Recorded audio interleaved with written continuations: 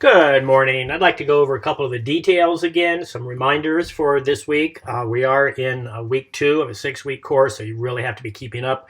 This is a very important week where you're finalizing your topic. You're going to have to live with this now. By Monday night, you need to turn in your topic paper. But first of all, let's go over a couple of things before you get to that point.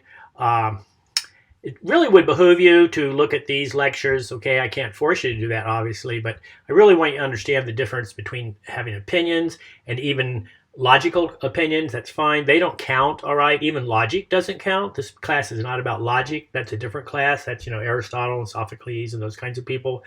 I said this before, everybody has an opinion, right? And nobody cares about your opinion because everybody has one, right? They're really essentially worthless. What really counts is how you arrived at that opinion, what supports that opinion. Okay, how do you actually get there, okay?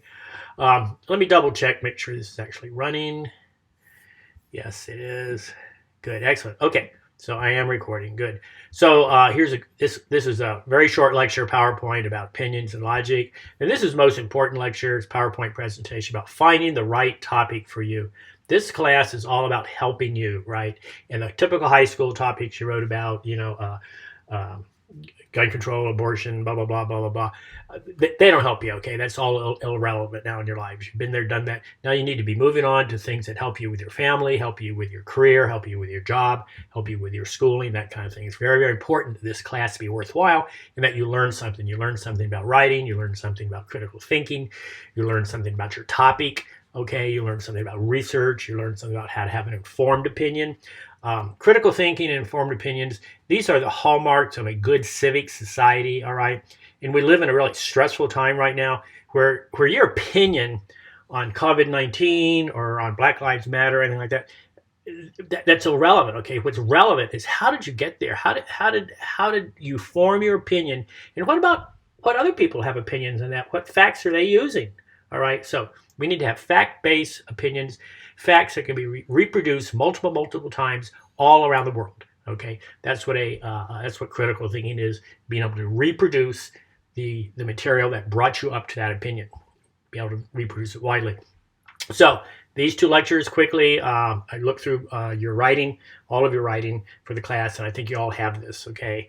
When I looked at your critical thinking essay, okay, you do use quotes to support your position. You do use author tags. If you have any questions about that, you're going to need this for your research paper, so make sure you've looked at those lectures. You can always come back to this and do this. Now, you've already done discussion 1, top 10 list.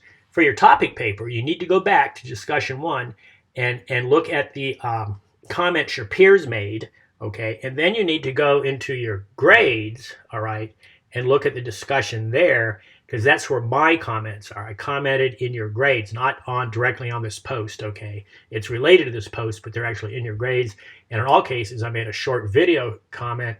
It's a video where I kind of walk you through your top 10 list, trying to isolate and identify possible topic ideas, okay? So this week, you have 2 discussions. One is this one first, logical fallacies. And I've decided to send you to a Rush Limbaugh webpage because it's not copyrighted, all right? It's his own webpage, and I think I provided a PDF file of it just so the link doesn't get lost. And also screen readers read PDF files. And I'm not trying to indoctrinate you one way or the other about Rush Limbaugh, and I actually don't care what you say about this. What I care about is how you say it, all right? I care that you provide a lot of detail in your discussion response, that you provide a lot of support and a lot of evidence, okay, that you actually go back to the material, to go back to his document and say, okay, this is what he said, and here is where I stand because of this, this, and this. And then I give you a document in here called, I'll go ahead and click on it. Okay, so this website right here is about logical fallacies. It tells you what a logical fallacy is. Okay, this PDF file down here is the Rush Limbaugh webpage that I want you to read. It's from one of his broadcasts. All right. So once again, I'm not trying to say I care one way or another what you think about it. I care how you arrived at that thinking and how that relates to logical fallacies. Because very often in today's environment, you will hear and see a lot of logical fallacies. And if you're able to identify them, this is really going to help you. Okay, it's going to help you in your job, your career, your family. It's going to particularly be impressive to your supervisors when you can see your way through arguments and get to the heart of the argument with facts and figures and statistics and actual support, okay, as opposed to logical fallacies, which are the easiest thing to fall back on. Okay, so that's discussion 2. You need to do that. And don't forget, you need to respond to a peer. And of course, you're in college. This is business level class, professional level class. You need to be polite. You need to adhere to good standards of conduct, that kind of thing. All right. So back to Unit 1, finding your topic. Okay, there the lecture top 10 list.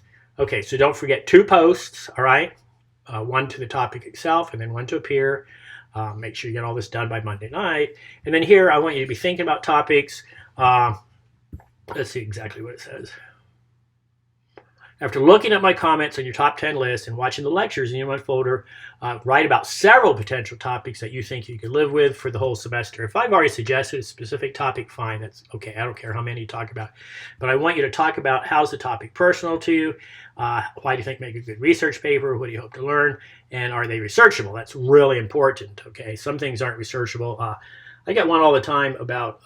I have a lot of tattoos. You can see them, okay? Mostly they're from China and Borneo, all right, and Malaysia.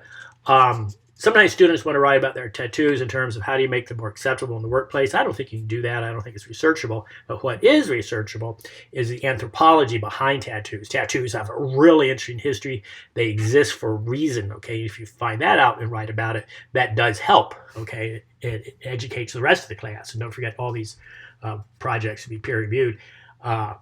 It educates the rest of the class, all right? So that's a good step in the right direction. Okay, so don't forget the discussions, 2 posts, all right? One to the topic itself and one to peer. Don't forget those, please, all right?